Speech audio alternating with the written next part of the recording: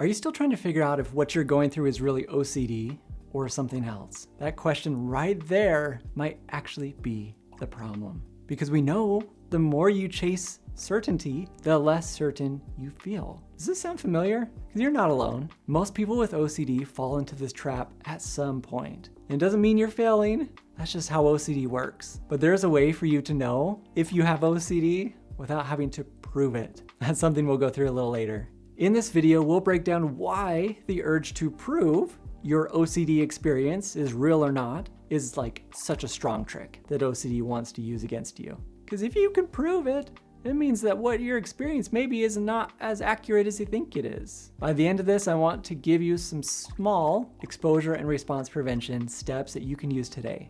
So why does all that effort to get proof leave you doubting even more? The cycle has a name. I call it the certainty trap. It's when the harder you work to feel sure about something, the more doubt digs in. You gather facts, you replay conversations, you rehearse mental arguments, hoping that they'll stick. But do you actually get an answer at the end of it? Oh, yep, this is OCD. Oh, yeah, I knew it. Yep. Or is there still some questioning there? For many people, the loop looks very familiar. Maybe you Google your exact worry at 2 a.m., refreshing the results. It's 2 a.m. Who's on at 2 a.m.? You're hoping that that one stranger's story matches yours. Because if it does, what you're experiencing is OCD. Maybe you're just sharing an experience. You didn't even say it's OCD. You want someone to be like, you're crazy, or don't worry about it, or that spot is nothing. Oh, that's normal for that to happen. And you kind of get that sneaky relief of like, yes, okay, so it must be OCD. But then what happens is a few minutes later, the brain's like, but what if they're wrong? What if you got it wrong this time? I totally get it. Because if you want to know if you have OCD or not, or if the experience right now is OCD related, I mean, that's a relieving thought for sure. I know that this thought that I'm having right now that makes me feel like I'm such a bad person, or I could harm somebody, or God's mad at me, or I did something wrong, or I can't stop my breathing, noticing my breathing, or whatever it is. If I can just identify this is OCD, then I can move on. I don't have to think about it anymore. But that's not really how it works. Because many people know this is OCD, what I'm experiencing, but it doesn't matter. I'm still putting the knives away. I'm still gonna not do this thing that I wanna do. So it kind of doesn't matter anyway if you know something's OCD or not, in a way, in a sense. I do have something that sometimes I tell people. You're having a thought, it just keeps happening over and over and over and over. And you're having it day after day after day after day. You're starting to feel anxious, anxiety, distress about that thought. You want to know for sure. You want to get a good answer. Maybe you even got a really good answer. And then your brain's like, what if they didn't understand exactly what I was saying or feeling or thinking? I didn't mention this one little detail. Maybe they would change it. And then you kind of loop back around and want to do it again. That's an equation there that is like, this is OCD. And I can't be certain about that. And you can't be either sometimes. But we know this thought is not fleeting. It's sticking around, wants me to figure it out. And I don't see a problem right now. I specifically don't see it. The roof is not falling down on me. The car's not about to hit me. I don't see a fire in the corner. I didn't just stub my toe. Then there's not a problem that we can solve. So we let it be. This kind of gets a little controversial because maybe you repeat this phrase over and over again. It's like, this is OCD. This is fine. This is OCD. Sometimes that's hard because yes, you can recognize this is OCD. Then what am I going to do about it? Oh, I'm going to use exposure and response prevention with it. Yes, that's what works. But if I'm just saying, oh yeah, this is OCD.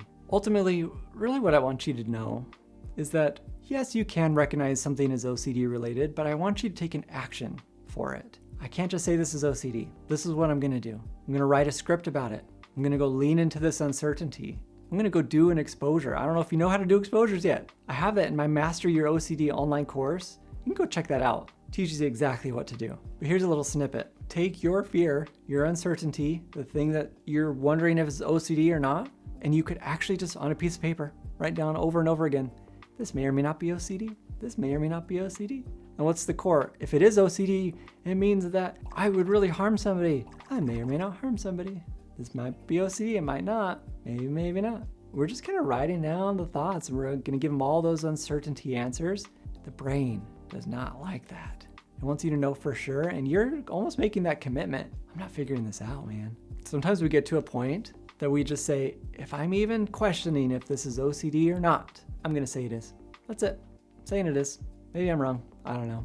But I don't want to stay on that fence. I don't want to teeter, because if I'm teetering, that's a weird word, teeter, then I'm stuck. I don't want to do that every single time. If it's OCD, it's OCD. But also here's the dealio. I just told you not to figure this stuff out.